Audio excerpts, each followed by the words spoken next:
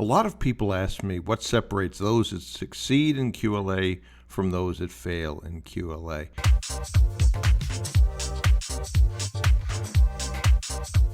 There are a lot of reasons why people fail in QLA. Probably the one that I see the most is not following the steps. But way back in 1993, Dan put together a list of the reasons that people fail, reasons for failure. And I want to include that now because I still think it's as powerful as it was when he did it back in 1993, 27 plus years ago. So without further ado, here is that list. Now, this is a list, we're going to go through it very quickly, of all the reasons why you're not more successful.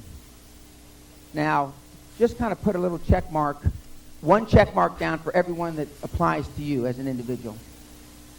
If I didn't have a spouse and or a family, if I had enough pull, if I had money, if I had a better education, if I had good health, if I only had time, if times were better, if other people understood me, if conditions around me were only different, if I could live my life over again, boy, that's a great one.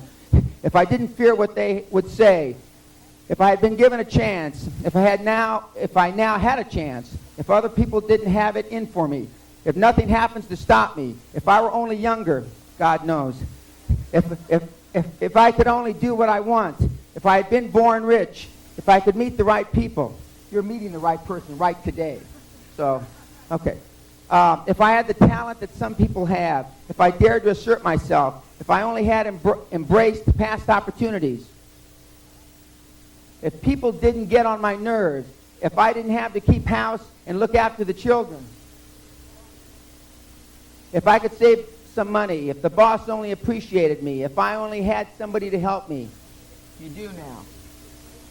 If my family understood me, if I lived in a big city, if I could just get started, if I were only free, if I had the personality of some people, if I weren't so fat, if my talents were known, if I could just get a break, if I could only get out of debt, if I hadn't failed, if I only knew how, you're going to know how now.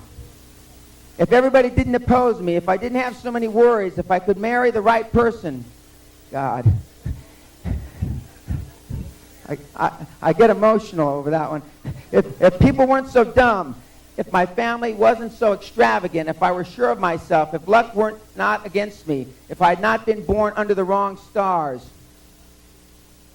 if it were not true, what is to be will be, if I hadn't lost my money, if I lived in a different neighborhood, if I didn't have a past, if I only had a business of my own, if other people would only listen to me. If, and this is the greatest of them all, if I had the courage to see myself as I really am, I would find out what is wrong with me and correct it. Then I might have a chance to profit by my mistakes and learn something from the experience of others. For I know that there is something wrong with me, or I would now be where I would have been if I had spent more time analyzing weaknesses and less time building alibis to cover them. All of the above are fatal to success. How many in the audience checked at least one of those alibis? Now, I'm not going to ask you if anybody checked all of them. But I have had people that checked a majority of them. Now, most people take the path of least resistance. That's why rivers and most people are crooked. Now, I borrowed those words from Napoleon Hill, who I have a great deal of admiration for, and I wish that I could have met him. We're not going to talk about the path of least resistance because the path of least resistance isn't the path to super success. And if you can concentrate on how to avoid those, and more importantly, when you're starting, make sure you follow the steps. The QLA steps are there for a reason. They're critical. Whether you get those steps from Dan's website, my website, the QLA boot camp that I put together, any way you can do it, just make sure you understand those steps and follow them. Jumping to a deal, which is usually what most people want to do, is one of the largest reasons I see for failure. So if you follow the steps, If you take heed of what Dan talked about in these reasons for failure and avoid those, hopefully, with a lot of massive action, you're going to love the results that you get.